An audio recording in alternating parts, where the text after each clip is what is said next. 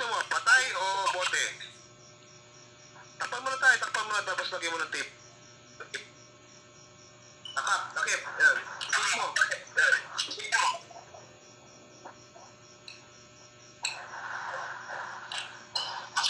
Pakita mo yung bote sa akin. Ayaw mo tumira dyan. Diyan ka na malinira, habang buhay. Ha?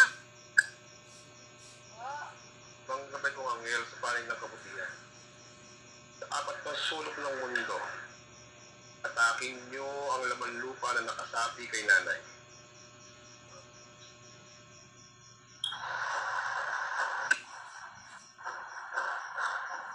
Tayo, huwag mong galawin yung bote tayo. Huwag mo nang galawin.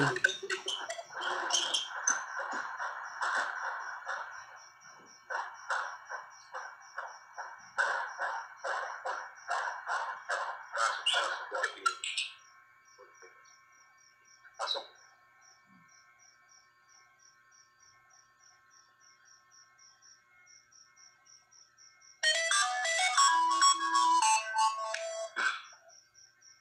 Gabi kong maglupa sa bote. Nakasapi kay nanay.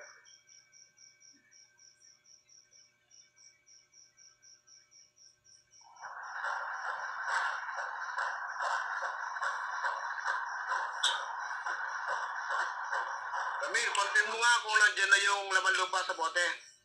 Ibay ko Kontin mo sa gabay mo. panig na kabutihan. Paramdamin sa akin.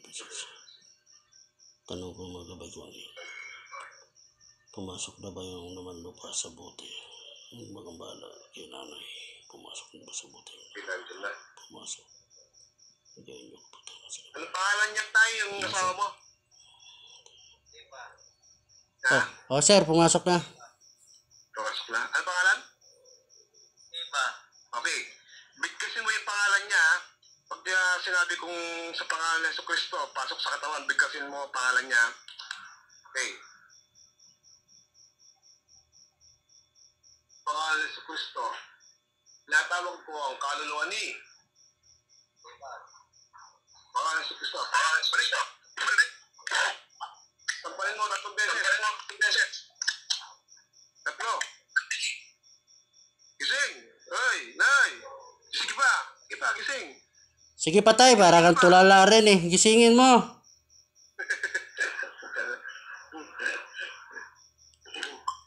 Tapayin mo nga si nanay kung... Mas tulala pa si tatay. Kung okay na. Kung masakit pa. Yung bote, baka mabasag. Baka wala yan, ha? Tay, baon mo yung bote bukas. Sa lupa, mga hanggang tuhod.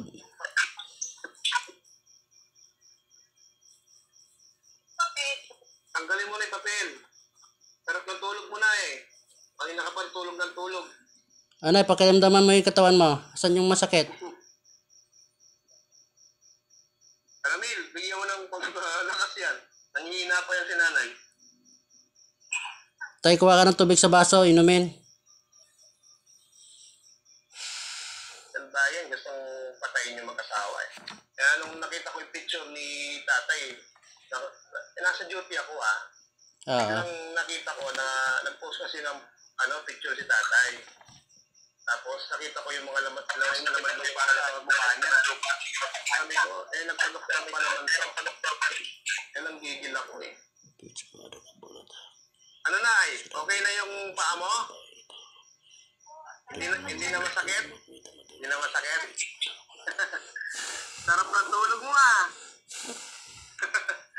Buksan mo yung buksan mo yung tubig. Dadasalin ni Ramil para mawala yung panlalambot mo kasi pinalis namin yung kaluluwa sa katawan tao mo.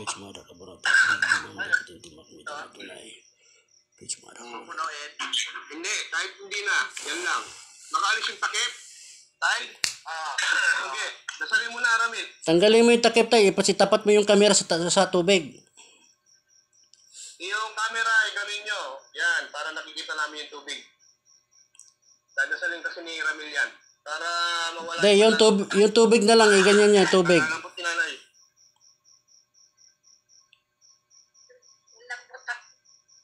Pero nawala na yung sakit mo? Nana. Praise the Lord. Saka si tatay, huwag mo lang pa doktor, ha? Itapat mo yung itapat mo yung... Mamaya, ikakamatay pa yung pinadoktor kasi wala naman sakit sa puso yan, eh.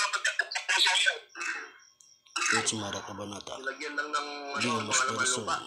Ipetsumara ka ba natak? Diom aspirosum domine. Diom aspirosum domine. Diom aspirosum domine. Huwag niyong galawin yung kamera para makita ko yung tubig. Ipetsumara ka ba natak? Diom aspirosum domine. Diom aspirosum domine. Diom aspirosum domine. Ipetsumara ka ba natak? Diom ipetsumara ka ba natak? Diom aspirosum domine. Diom aspirosum domine. Diom aspirosum domine. Ipetsumara ka ba natak? Okay na. Na? Sige na, okay na. Inumin mo na. Para na, ya? Sige na, inumin mo na yung tubig. Huwag mamaligwa ko si Nandin, eh. Ako na gusto. Inumin mo na. Ikaw, tay. Ulitin mo, maglakad ka ulit. Last na lang, bago kami magpaalam. Wag. Hindi naman siya pinasapi. Ikaw ang pinasapi namin. Ikaw lang iinom yan. Ginamit namin yung katawan mo para makausap namin yung gumagambala sa inyo.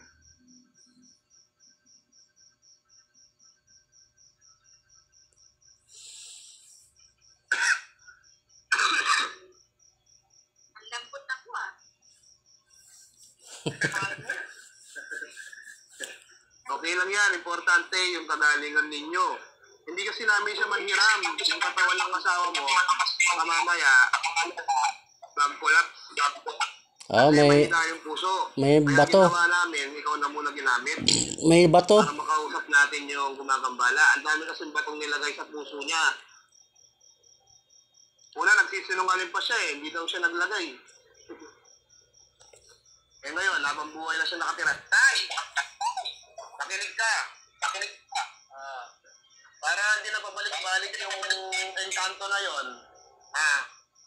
Yung bote na yon, ilibing nyo. Tabunan nyo ng lupa hanggang tuhod. Ukay kayo hanggang tuhod. O kaya kung mas maganda, ipasimento mo yan. Kasi pag nakabitaw yan, nakalaya yan ulit, gagantihan mas higit pa. Kasi kinulong natin siya sa bote. Okay? Para hindi na siya ma-issue pa, binigyan siya namin ng pagkakataon o tsansa para mabuhay, ikukulong na lang siya na walang kawalan. Mabibilanggo siya na habang buhay dun sa bote. Kung nasa inyo, kung sisimentuhin nyo yan, o itatabunan na lang sa lupa hanggang tuhod. Kasi lahat ng mga ginagamot namin ni Ramil, pinapagawa namin yan para di na sila binabalikan, guys. Okay? Gusto nyo tayo, ilagay nyo sa lata. Tapos lagyan yung simento. Bote, bukas na lang yan. Total, gabi na. Safety mo lang na hindi mababasag, na hindi gagalawin ng mga bata o sino pa man. Kasi pag nabuksan niya, kaya pinapatape mo ng maayos, o kaya pag sumingaw yan, nakakawala yan. Kaya sinabi ko sa inyo, nakatape dapat na maayos yan. At ikulong ay tabunan ng lupa o kaya simentuhin, ha? Yung iba naman, ginagawa nila, huwag mo nang galawin yung takip, baka mamaya mabuksan pa. Ang ginagawa nila, may lata pa silang biskwit, pinapasok pa nila yan sa biskwit. Tapos, tatabunan ngayon nila ng semento, pupunuin na semento yung lata. O kahit na nandiyan lang sa gilid, nakasementado naman yung lata. Punong-puno ng semento yung biskwit. Ito yung biskwit. Papasok nila yung bote, maliit lang naman yan eh. Pag nakapasok na, bubuhusan ngayon ng lata na semento hanggang puno yun. Wala siyang katakas.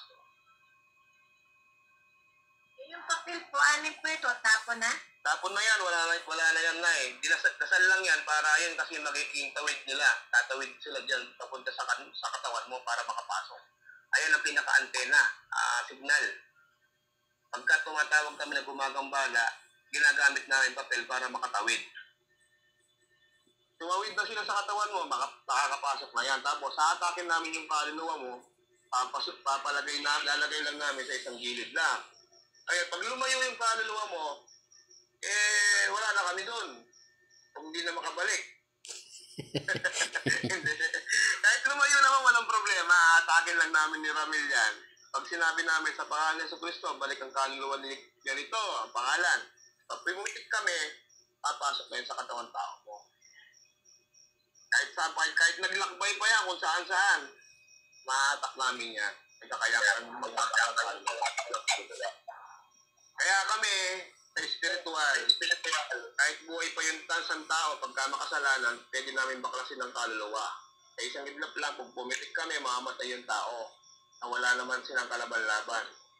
Sa gusto lang namin. Pagka masama lang ang pinapatay namin, hindi kayo pumapatay ng mga, kasi magkakasala kami sa Diyos. Halimbawa, yung mga mangkukulam, pinapatay namin yan.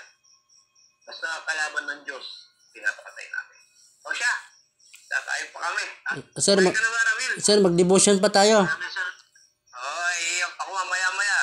Gutom na si Mrs. Naitay, magpasalamat kayo sa Panginoon, ha? Di tatay, tsaka si nanay, kanina pa to, masarap ng tulog, na-istorbo lang. Sabi ko, kailangan, kasi nakita ko sa picture niya, nag-post sa Facebook. Sabi ko, hindi sakit sa doktor to. Ginagambala lang siya, kaya may minadali na siya sinyat. Kaya kahit po sabi ko, kahit nasa trabaho pa ako, pagka uwi ko, gagamutin ko kayo. Kasi mahirap kasi. Nakita ko na nga, makukonsensya ako pag may nangyari sa kanya. Kaya ginawa ko, sinyat ko na siya. Okay tayo, huwag ka na magpa, doktor. Saan probinsya nyo, tay? Saan probinsya nyo? Hindi ka na ilingan, no? Hindi ka na ilingan, no? Sinagana. Wala na yan. Kasi may ano na yan. Kumbaga sa ano, yung bato na nilagay. Kaya ganyan lang nangyari. Tay, anong probinsya nyo, tay? Saan lugar kayo? Ako, Bisaya ako, Leyte. Yung lugar nyo ngayon, saan lugar yan? Dito sa Bulacan.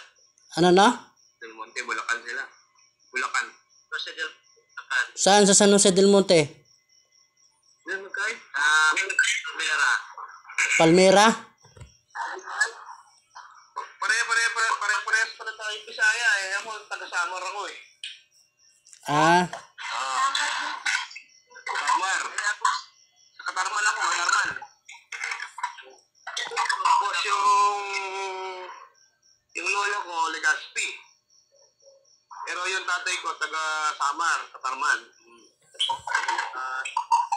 Pero hindi ako marunong mag-Bisaya.